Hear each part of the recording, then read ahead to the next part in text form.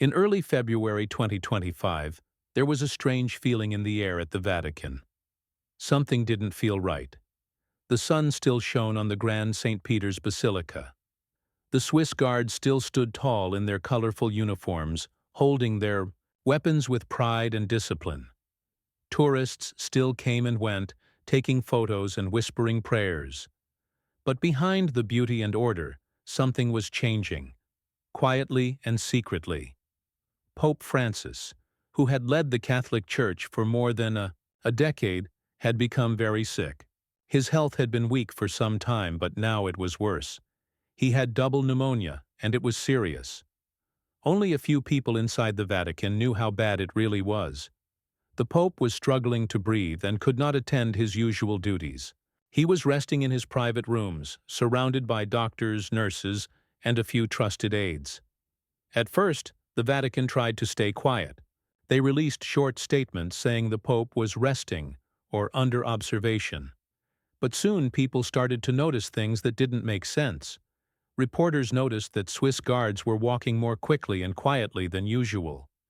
Their faces looked tense, even under their helmets. Some were seen going into side buildings late at night, holding papers and whispering in low voices. Then, something very unusual happened. A journalist from Switzerland spotted a small group of Swiss guards in a private courtyard, practicing a very specific kind of ceremony. He didn't recognize it at first, but when he looked more closely, he was shocked. It was a rehearsal for a papal funeral. He quickly took some blurry photos from behind a stone pillar and sent them to his editor. Within hours, the news exploded online. The story spread fast. Swiss Guard rehearses for papal funeral. Is the Pope dying? Headlines like this appeared on news websites across Europe. On social media, people shared rumors and photos asking questions. Why would the Vatican practice a funeral if the Pope was going to recover? Was this a mistake, or was something being hidden from the world? Inside the Vatican, the atmosphere grew even more tense. Cardinals and bishops whispered to one another in hallways. Priests walked more quietly through the stone corridors. Even the cleaning staff, who normally chatted cheerfully, now worked in silence. Everyone seemed to feel the same thing. Something big was happening, and they didn't know what. Meanwhile, the Swiss Guard, known for their loyalty and silence, did not speak to the press. But some observers noticed strange changes in their daily routines. A few of them started imposing curfews on themselves, returning to their quarters early, skipping their usual time in the courtyard or the city. Some didn't even talk to their friends outside. It was as if they were preparing themselves for something heavy, something sacred. They were preparing for goodbye. Behind the scenes, medical staff continued to work hard to help the Pope. He was 88 years old and very weak, but he had always been strong in spirit. Those close to him said he was peaceful, even joyful at times. He knew his time might be coming, but he wasn't afraid. Still, he refused to give up completely. When he was awake and alert, he would ask how the church was doing. "Are the poor being helped?" he would whisper. "Are the children safe?" His concern was not for himself, but for others. Back outside the Vatican walls, the media storm continued. People around the world started to pray. In Latin America, thousands of Catholics lit candles in churches. In Italy, many sat in front of their televisions, waiting for updates. Some cried. Others stayed silent, holding rosaries in their hands. Even people who weren't religious found themselves thinking about the Pope and what he meant to the world. The second week of February, pressure on the Vatican grew stronger. The media kept asking questions. What was really going on? Was Pope Francis alive? Why wasn't he speaking publicly? Why had the Swiss Guard broken its usual discipline to practice something so secret? Finally, a Vatican spokesperson gave a statement. He said, "The Holy Father is receiving medical care and is being monitored carefully. He is not in danger. There have been no funeral preparations. The Swiss Guard continues its normal duties." But many didn't believe it. The photos and reports told a different story. It felt like something was being hidden, and that made people even more nervous.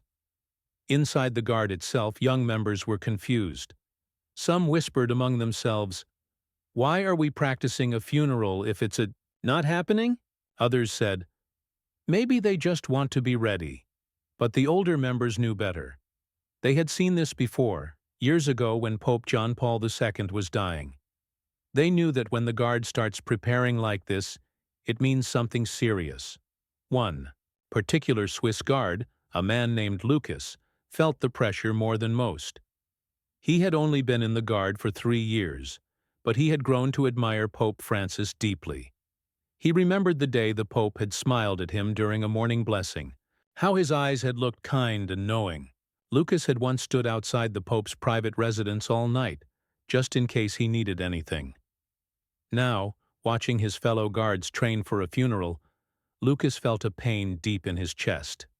It wasn't just duty. It was personal.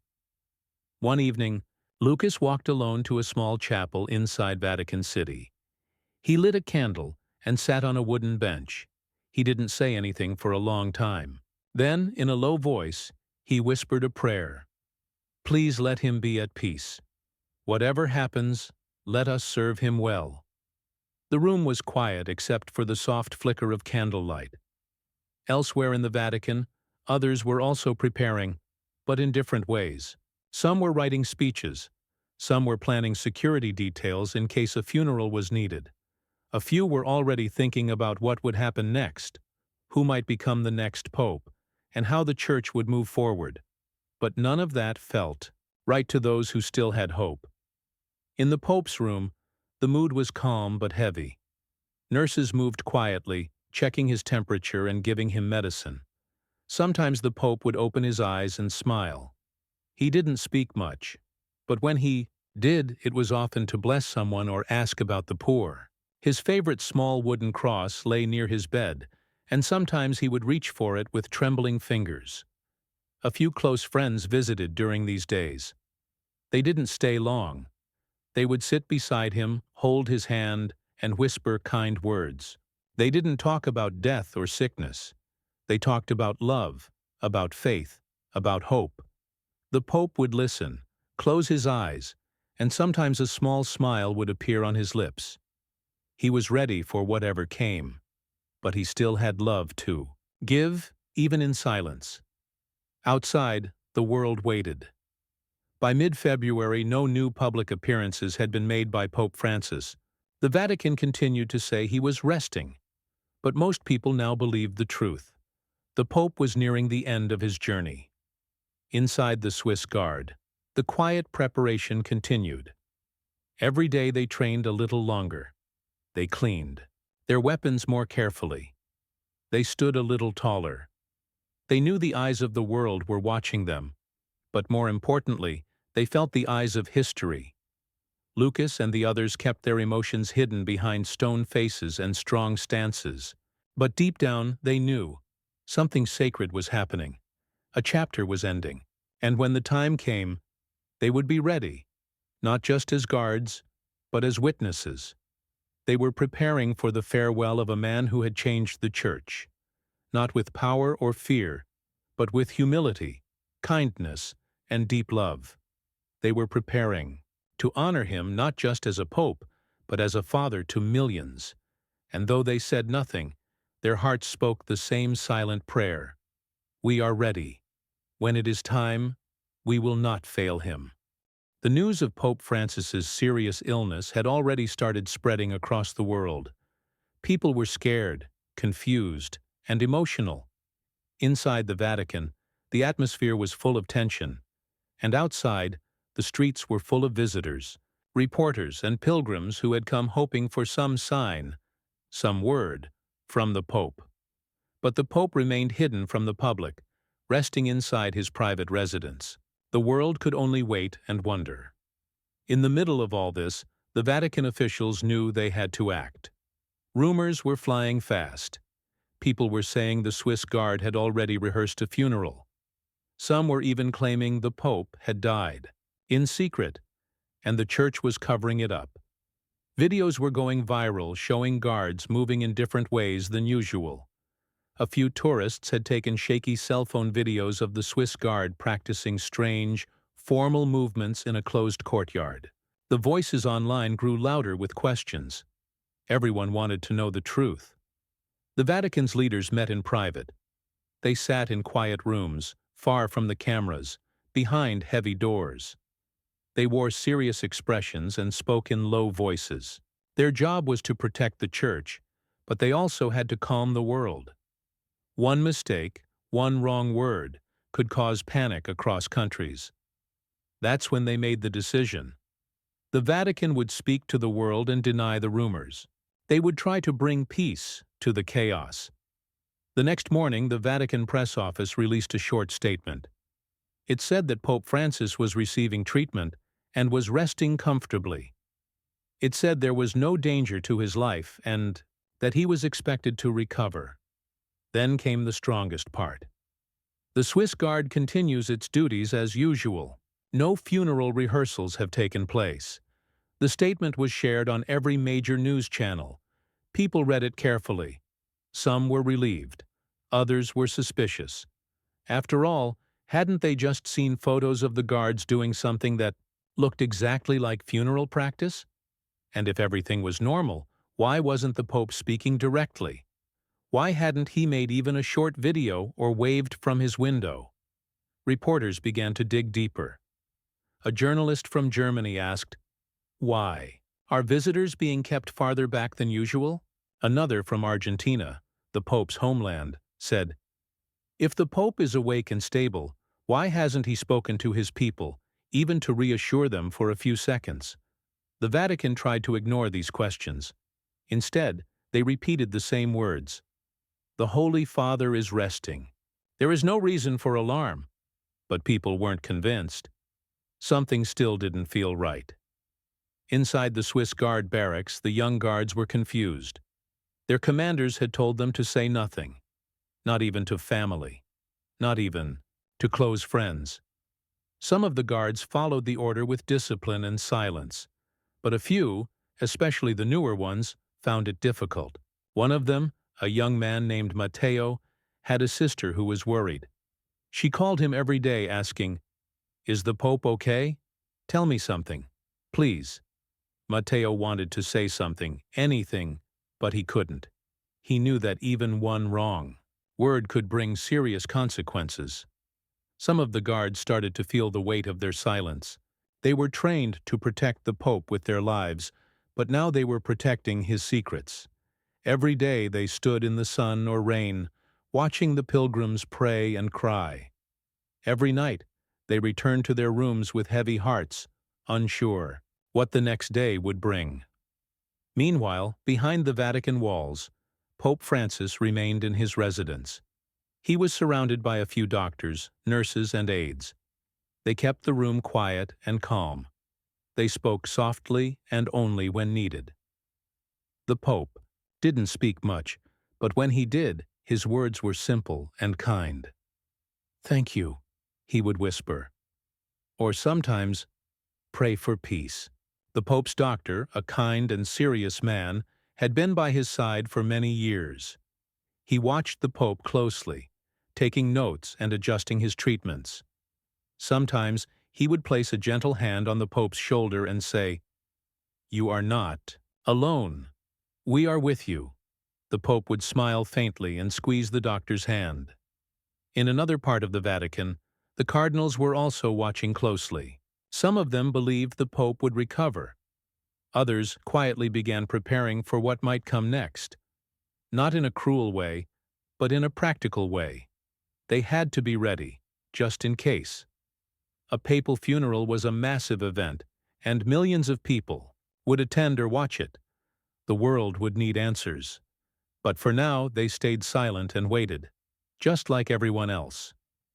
All over the world, people continued praying. In Brazil, people walked barefoot to churches holding candles. In Poland, people stood in freezing cold streets outside cathedrals, singing softly. In the Philippines, children gathered in schools to say prayers together. Even those who had never met the Pope, who had only seen him on television, felt something deep in their hearts. They loved him because he had loved them, no matter where they came from. The media pressure didn't stop. News channels sent reporters to Rome. Cameras waited outside the Vatican day and night. A few reporters even tried to sneak photos through small cracks in the ancient walls, hoping to catch a glimpse of movement or shadow. But the Vatican remained still. Nothing leaked from the inside. Only the silence grew louder. Then something unexpected happened. A reporter from Spain managed to speak to a priest who had once worked closely with the Pope. The priest didn't say anything dramatic, but he said something that made headlines across Europe. He said, "If the Pope were speaking, the world would hear him. His silence says more than words." That line was repeated again and again on TV and social media. People began to realize something deeper. Maybe the Pope wasn't just physically tired. Maybe he was preparing for something spiritual. Maybe this silence was his way of saying goodbye. Back in the Swiss guard quarters, Matteo and Lucas, the same guard who had prayed in the chapel, sat together one evening. They didn't talk much. They didn't need to. They both understood what was happening. Lucas finally said, "Whatever happens, we will stand tall. He deserves that." Matteo nodded. "And we will not forget him." The Vatican continued to deny all rumors. They said there was no funeral preparation, and the Pope was doing better. But deep down, even the officials who gave those statements knew the truth was more complicated. Yes, the Pope was alive. But no, he wasn't getting stronger. They just didn't want to admit it to the world yet. They wanted to give him peace. They wanted to protect his dignity. Inside his room, Pope Francis asked one of his aides to bring him a notebook. His hands were weak, but he managed to write a few short messages. Some were blessings, some were final thoughts, some were for people he loved. He knew he might not speak again, but he wanted his words to remain. That night, one of the guards noticed something unusual. A light in the Pope's window stayed on longer than usual. The guard, standing alone in the courtyard, looked up and whispered, "Good night, Holy Father." He didn't know if the Pope had heard, but in his heart he hoped. In the days that followed, the Vatican kept repeating the same message. The Pope is stable, but by now, most people had stopped believing it. They weren't angry. They weren't surprised. They understood. The Church was trying to protect something sacred. The silence was no longer a mystery. It was a prayer. By the end of the month, the world was still waiting, still hoping. But now, they were also preparing. Schools were holding special services. Churches were preparing candles and flowers. News anchors spoke with softer voices. The mood had shifted from panic to peace. Everyone knew the end might be near, but they wanted to honor it gently. And so the Vatican stood like a mountain, calm on the outside, stormy within. The guards stood at their posts. The bells remained silent, and Pope Francis rested quietly, holding his wooden cross close to his heart as the world watched, waited, and prayed.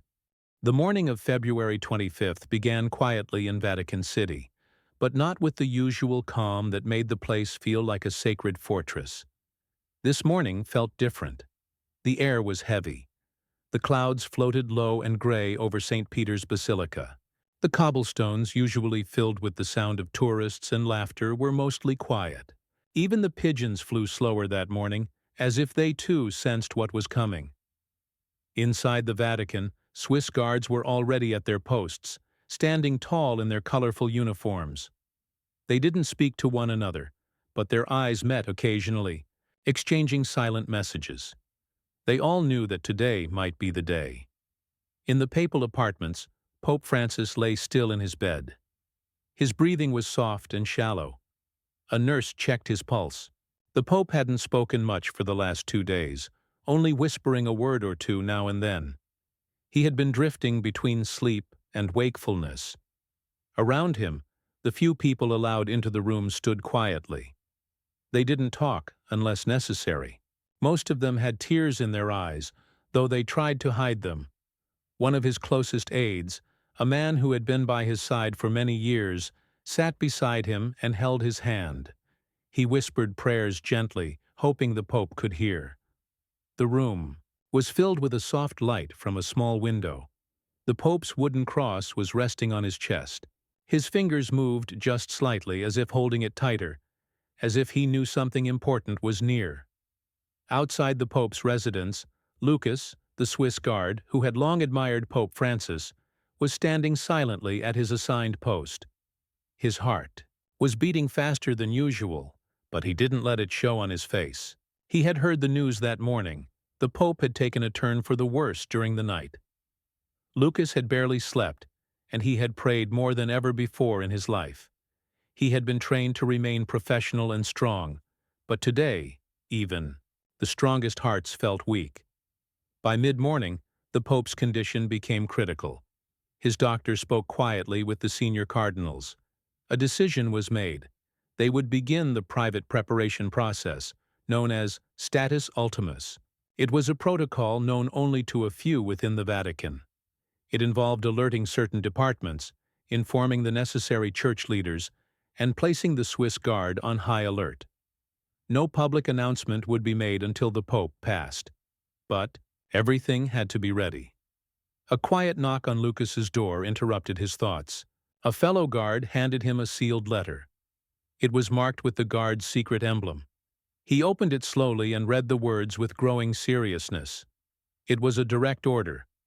You are to be present at Gate 9, in full ceremonial dress, ready to proceed at 1600 hours. This is not a drill. Lucas understood exactly what that meant. Gate 9 was never used for training or practice. It was used only for very special occasions. The fact that it was being activated now could only mean one thing. They were preparing to move the Pope's body. Lucas stared at the letter for a long moment. He then placed it carefully inside his uniform and took a deep breath. He returned to his room to prepare. Every button on his uniform was fastened perfectly. Every part of his armor was polished. He looked at himself in the mirror, then closed his eyes and whispered, "I will not fail you, Holy Father." Elsewhere in the city, the cardinals were gathering. They didn't walk through the front halls. Instead, they used private tunnels and back stairways. These meetings were unplanned, but every one of them had known this moment would come. They sat in a quiet chamber where ancient paintings watched over them. No one raised their voice. They didn't argue or debate. They simply waited. The senior cardinal stood and said, "When the time comes, we will mourn. But for now, we remain ready." At the same time, a hidden group of Vatican workers began their work. They carried a large wooden coffin down into the lower chambers beneath, the basilica. It was simple but beautiful, crafted by hand, lined with silk, and marked with the papal seal. These preparations had been started weeks ago in secret, under the order of the Holy See. Every detail had been carefully planned. In a small office inside the Vatican press department, a team of officials sat with trembling hands over their keyboards. On their computer screens was a single sentence, typed and ready. "With deep sorrow, we announce that His Holiness Pope Francis has passed away." But no one touched the mouse. Not yet. They waited for the official signal. Their eyes stayed, glued to a private communication line, waiting for the words that would change everything. By 3 p.m., the Pope was no longer responding. The doctor gently checked his pulse, and with a slow, solemn nod, he turned to the senior priest in the room. No words were needed. A small bell was rung once, then twice. A message was delivered silently through the halls of the Vatican. Pope Francis was gone. The Swiss Guard was alerted first. Lucas, already at Gate 9, stood motionless as a senior commander approached. The commander looked him in the eyes and said, "You are now part of history. Stand proud." Then he turned and began giving the orders for the sacred transfer. At exactly 4 p.m., the Pope's body was quietly carried out of his residence, placed gently into the wooden coffin by 6 chosen guards. A simple white cloth covered his face. His wooden cross was placed across his chest, just as he had wished. No cameras were allowed. No sounds, except for soft footsteps and whispered prayers, filled the air. Lucas watched as the coffin passed by. He did not cry. He did not move. But his heart felt like it was breaking into 1,000 pieces. As the coffin reached the main hallway, a special formation of the Swiss Guard stepped into place. They began their slow, silent march toward the lower chambers of the basilica. By 4:15 p.m., the coffin had been placed in its temporary resting space, where it would remain until the official funeral was held. The Vatican bells had not yet rung. The world still didn't know. Only a few men, a few guards, and the angels above were witness to this sacred farewell. Back in the press room, the communication line blinked. The message arrived. It is confirmed. A woman in a gray sweater, holding back tears, clicked her mouse. In 1 second, the news was live across the world. The Pope was gone. Phones rang non-stop. News anchors took deep breaths before speaking. Television screens across the globe lit up with red banners. Breaking news: Pope Francis dead at 88. Some cried immediately. Others sat in stunned silence. Churches opened their doors. People poured into the streets. Even those who were not Catholic, who barely knew much about the Church, felt something shake inside them. In Argentina, people fell to their knees outside his childhood church. In Africa, priests gathered in circles and held hands, singing quiet hymns. In the United States, church bells began to toll. In Rome, the people started walking, slowly but surely, toward the Vatican. Within 2 hours, St. Peter's Square was filled with people. They brought candles, flowers, photos. Some sat on the ground, others leaned on each other, weeping.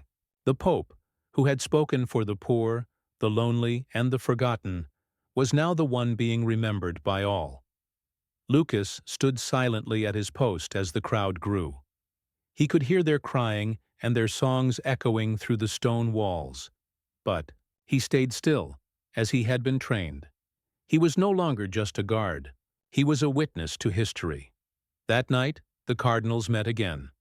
This time, they prayed together.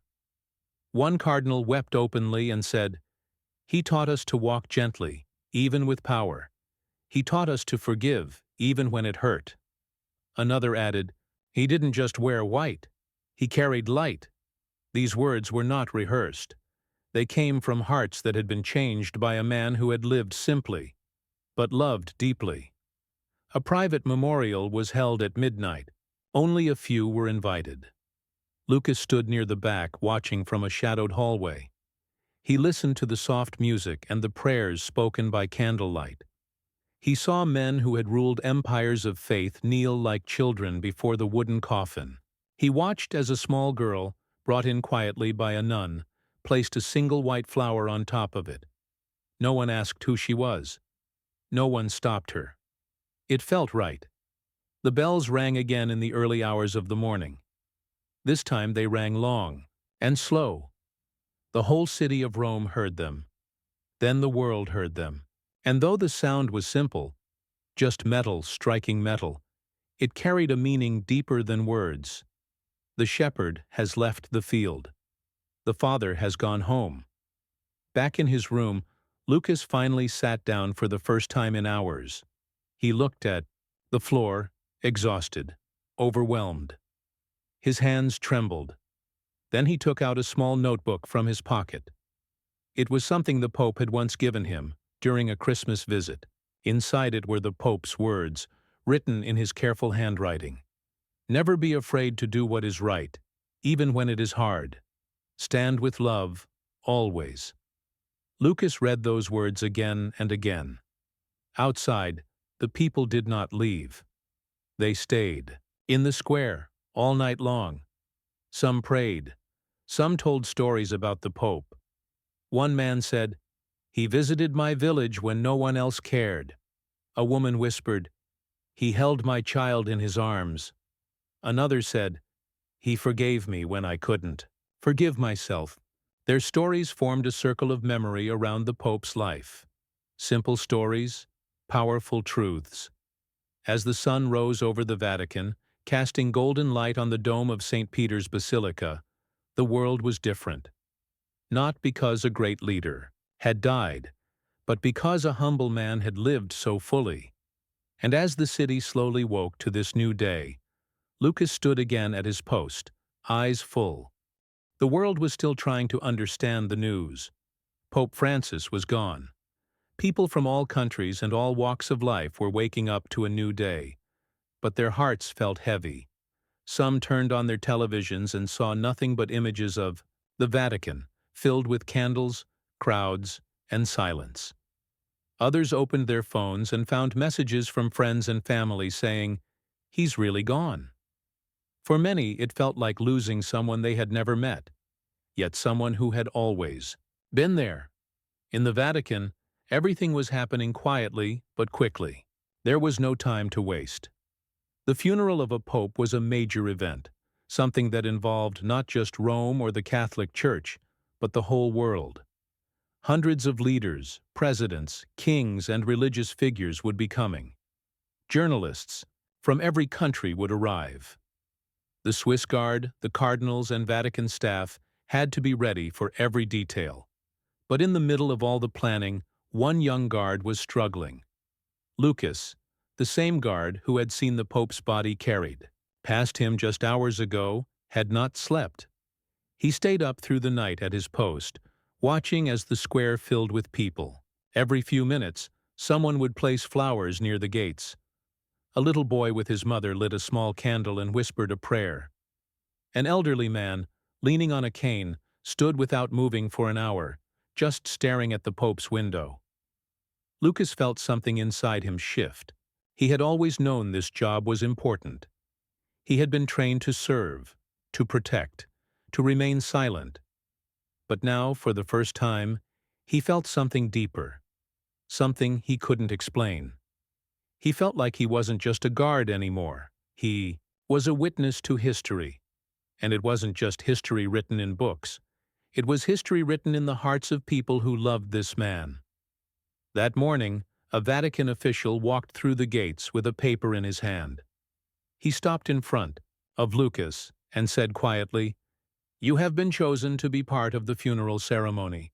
Tomorrow morning, you will take position inside the basilica. Be ready." Lucas stood straight, nodded, and saluted. The man handed him the paper and walked away. Lucas looked down at the paper. It had the official Vatican seal on it, and his name written clearly. This wasn't just another duty. This was the final goodbye. He would be standing only feet away from the Pope's coffin during the funeral. For the rest of his life, he would remember this day. Inside the Vatican, the Pope's body was placed in a simple wooden coffin. He was dressed in white, with his red papal cape and his wooden cross resting on his chest. His face looked peaceful. A rosary was placed in his hands, and a small piece of parchment was placed inside the coffin with him. It held some of his final words, written in his own handwriting. No one read it aloud, but one line was visible. "Let love guide the world." Cardinals began arriving in large numbers. Some were old, walking slowly with help. Others were younger, their faces showing deep sadness. Many of them had worked closely with Pope Francis for years. A few had disagreed with him on certain matters, but now, none of that mattered. They had come to say goodbye to a man who had changed the Church forever. That night, as the basilica was prepared for the funeral, Lucas stood alone in his room, carefully checking his uniform. He made sure every piece was perfect. He polished his shoes, straightened his collar, and then sat down for a moment. He reached into his drawer and pulled out the small notebook the Pope had given him. He opened to the last page and read the words once more. "Never be afraid to do what is right, even when it is hard. Stand with love, always." He closed his eyes, held the notebook to his chest, and whispered, "I will honor you. I promise." The next morning, the entire world, seemed to be watching. The sun rose over the Vatican as thousands of people gathered outside St. Peter's Basilica. Television cameras were everywhere. Reporters whispered into microphones. Some were broadcasting in English, others in Spanish, French, German, Hindi, Arabic, and many more languages. It was a global moment. Inside the basilica, the atmosphere was heavy with reverence. The air smelled of incense. The marble floors shone under the morning light, coming through the tall windows. Huge arrangements of white lilies surrounded the altar. The wooden coffin rested in front of the altar, surrounded by candles. Swiss guards stood silently around it, their faces unmoving, their eyes focused forward. Lucas stood among them.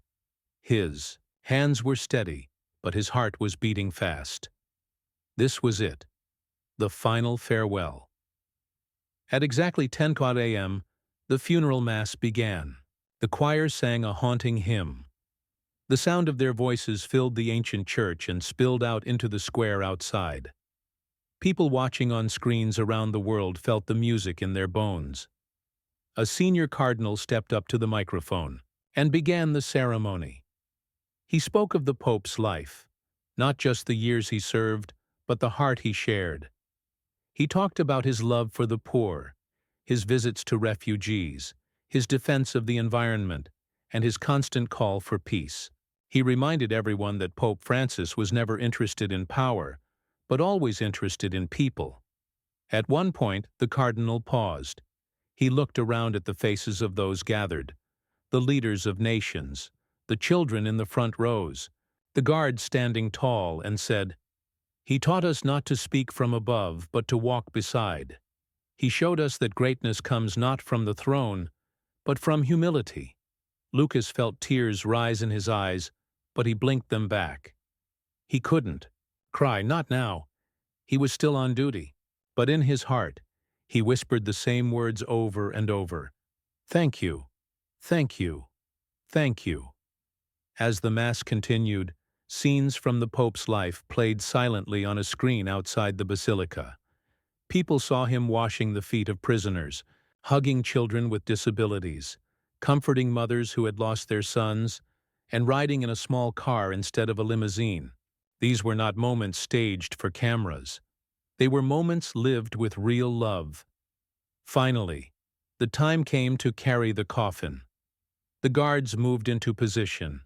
Lucas took his place among them. As the coffin was lifted, the entire basilica fell into complete silence. Even the birds outside seemed to pause. Slowly and carefully, the guards began walking. Step by step, they carried the Pope down the center of the church.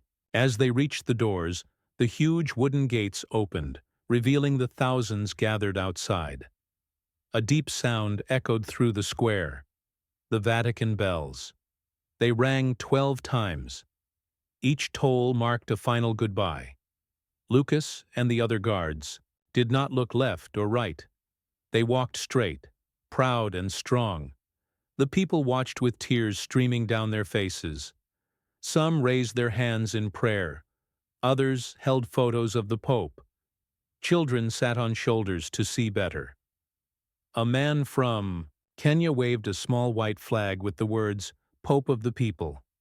A woman from Canada clutched a rosary and whispered, "You saved me." The guards reached the steps of the basilica. The Pope's coffin was placed before the crowd. The cardinal stepped forward and said the final words. He spoke softly, "Holy Father, servant of the servants of God, go in peace. Your journey is complete. Your love remains." With that, the ceremony ended. The guards slowly turned and walked back into the basilica. Lucas felt something break inside him as he stepped away from the coffin. It was over, but it also wasn't. Something still remained. That evening, after the crowd had slowly disappeared and the cameras had turned off, Lucas returned to the chapel alone. He sat in the same pew where he had once prayed for the Pope's recovery. This time, he did not pray for a miracle.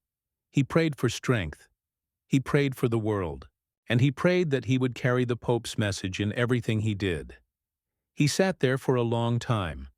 Then he stood up, walked to the front of the chapel, and lit a candle. The flame flickered gently. He whispered, "You taught me to serve. With love. I will never forget." Outside, the Vatican was quiet again. The streets were almost empty. But something had changed forever. The Pope may have been gone, but his presence was everywhere.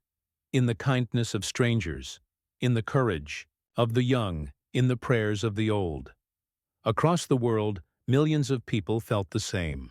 They promised themselves they would live a little differently. They would try to be kinder, to speak more gently, to help those in need, because Pope Francis had shown them that real strength is not loud. It is soft. It is humble. It is love. And so as the stars came out over Rome and the city went to sleep, one young Swiss guard sat at his window looking out at the sky. He wasn't a prince or a leader. He wasn't famous. But he had stood beside greatness. He had walked beside a man who had carried the hopes of the world on his shoulders and had never once asked for anything in return. And in the quiet of the night, Lucas smiled softly and whispered into the darkness, "You are gone, but you are everywhere." Lucas stood in silence near the edge of the Vatican courtyard, watching the moonlight fall softly on the empty cobblestone paths. The funeral had ended. The crowds had gone. The heavy sadness still hung in the air, but something else had taken its place too. A strange kind of peace. It was not the loud kind of peace. It was quiet, like a deep breath after a long cry. The next few days were filled with slow, respectful activities. Flowers kept arriving. Letters poured in from every corner of the world. Churches held prayers. School children sent drawings. Artists painted murals. Musicians composed songs. It was like the whole world was trying to hold on to Pope Francis with every word, every color, and every note. Lucas went back to his normal duties with the other Swiss guards. But nothing felt normal. Everything looked the same. The uniforms, the gates, the routines. But something inside Lucas had changed. He was not just a soldier anymore. He had lived through a moment that had changed history. And more importantly, it had changed him.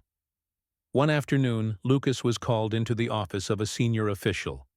He had never been summoned like that before. He walked in, nervous but calm. The official, a tall man with silver hair and a soft voice, looked at him and said, "There's something you should know." Lucas stood straight. The man opened a small envelope and placed it on the desk. This letter was found among the Pope's personal belongings. "It's addressed to you." Lucas stared at the envelope in disbelief. "To me?" he asked, his voice barely a whisper. The official nodded. "He must have written it during his last days. You may take it and read it alone." Lucas took the envelope with shaking hands. He walked out slowly, almost forgetting how to breathe. Once he reached the quiet garden behind the Vatican wall, he sat on a bench under a fig tree and opened the letter. It was handwritten in the same neat script Lucas had seen before in the Pope's notebook. The letter read, "Dear Lucas, if you are reading this, it means my time has passed. Do not be afraid of this moment. I am not. I saw something in you the day we met. Something many people don't see in themselves. Heart. You have a good one. A heart that listens, not just hears. A heart that feels, not just follows rules. You broke protocol once, but you kept love alive. Never lose that courage.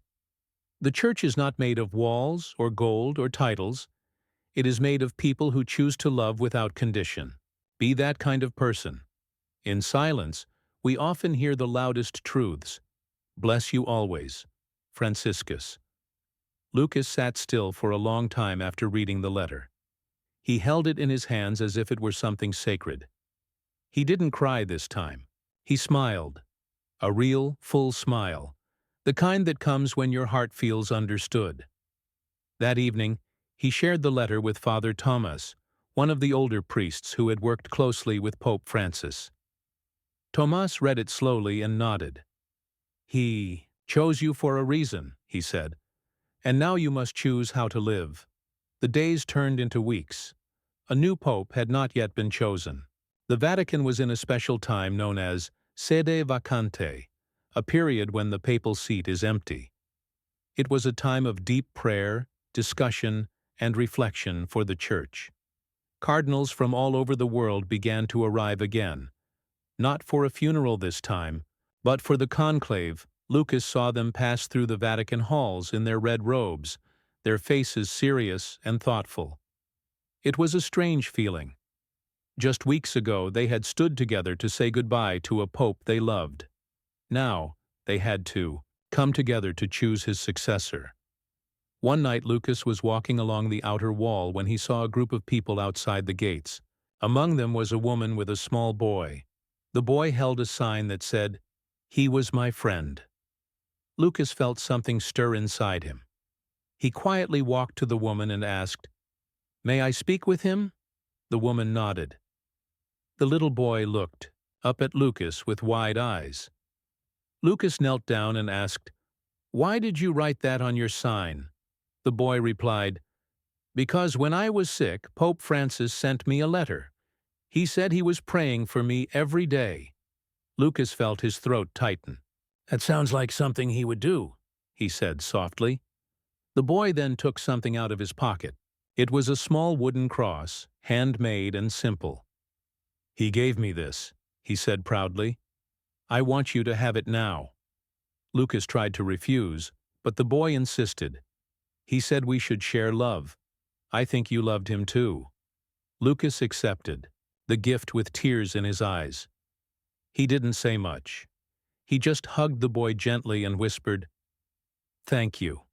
That night, Lucas placed the small wooden cross next to the Pope's letter in his room. These were now his treasures, symbols of something greater than duty. They reminded him of what really mattered.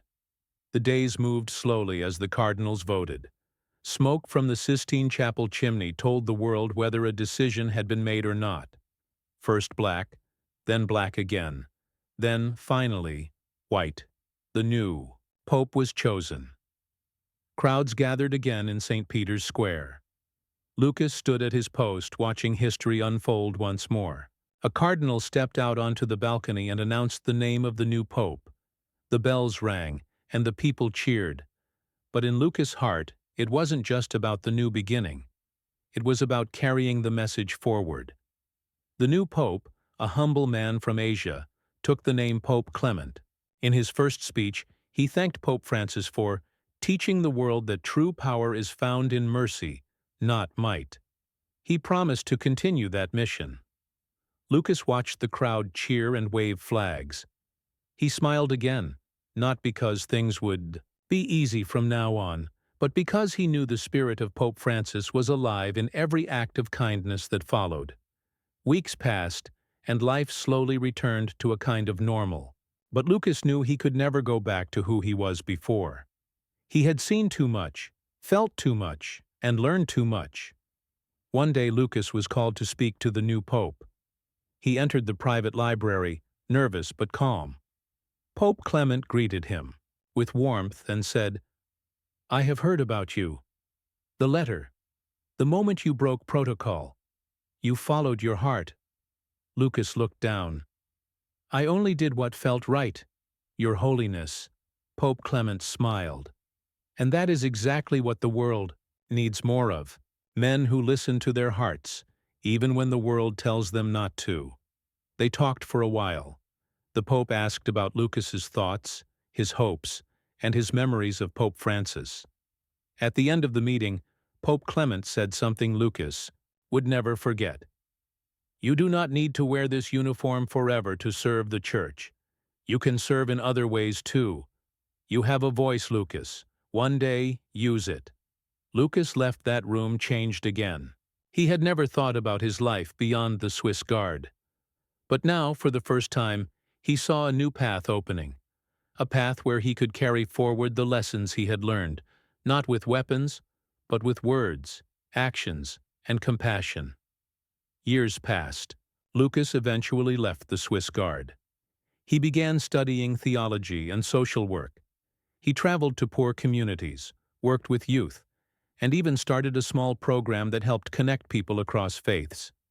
He spoke at churches, schools, and small gatherings, always carrying with him the Pope's letter and the boy's wooden cross. People listened to him, not because he was famous, but because he spoke from the heart. He told the story of the day he broke protocol and how it taught him that sometimes love is the highest command. One day, while speaking to a group of young people, a girl raised her hand and asked, "What did Pope Francis teach you the most?" Lucas thought for a moment and then said, "That greatness is not about being in charge. It's about caring when no one is looking. It's about doing what is right, even when it's hard. And it's about never forgetting the people who showed you the way." As Lucas stepped off the stage that day, he felt something settle in his heart. It wasn't fame or pride. It was peace. The kind Pope Francis had shown him years ago in a small, quiet chapel, with a smile and a notebook. And somewhere, in the hearts of all who had been touched by the life of Pope Francis, that peace lived on, because real love never dies.